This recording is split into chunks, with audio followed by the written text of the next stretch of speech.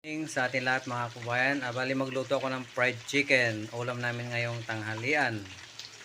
Ayan, malapit na maluto. Ano na siya, brown na. Ayan ang fried chicken ni Marky Channel. Takpan mo natin uli. So, tingnan natin uli kung luto na. Hindi pa, kulang pang kaunti ito. Kulang pang kaunti. Pero malapit-lapit na to.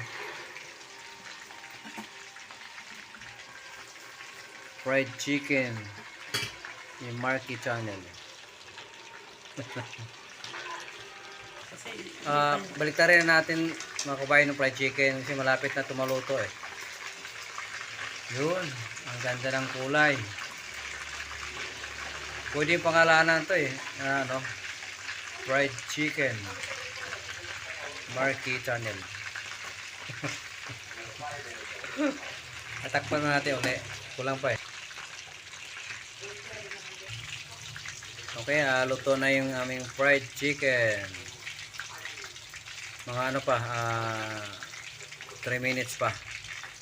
Takpan natin ulit. Luto na mga kabayan. Ilagay natin sa plato.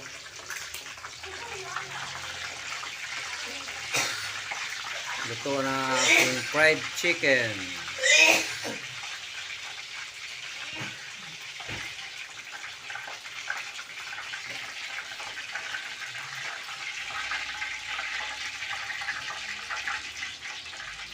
Yun.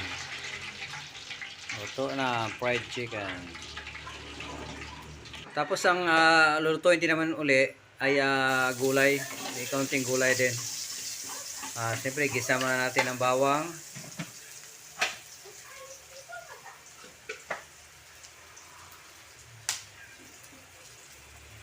Kailangan pa brownin natin kaunti ang bawang.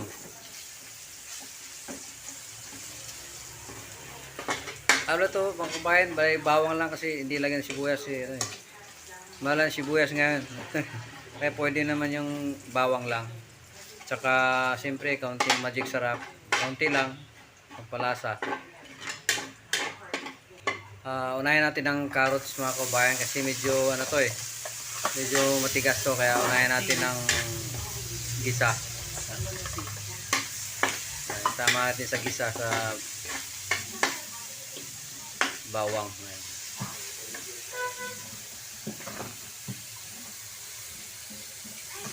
Isunod na natin yung cabbage mga kabayan.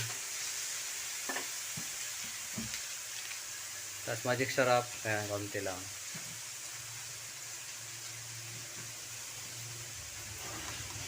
Toyo, lagyan natin konting toyo. Ang palasa sa gulay. Haluluin muna natin. Ang gulay kasi mga kabayan, healthy to eh. Kaya kailangan natin araw-araw kumakain ng gulay. Lalo pag weekend, kasama yung buong pamilya, yun, masarap ang luto ng gulay. Ang gulay ay pagpahaba ng buhay. Takpan mo natin to konti. Haluin mo natin uli ang ating gulay.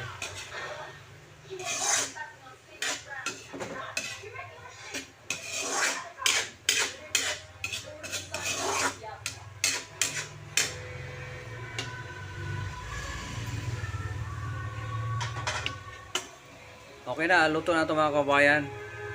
Luto na ito. Kakain na kami. Maraming salamat sa inyong panonood sa aking video.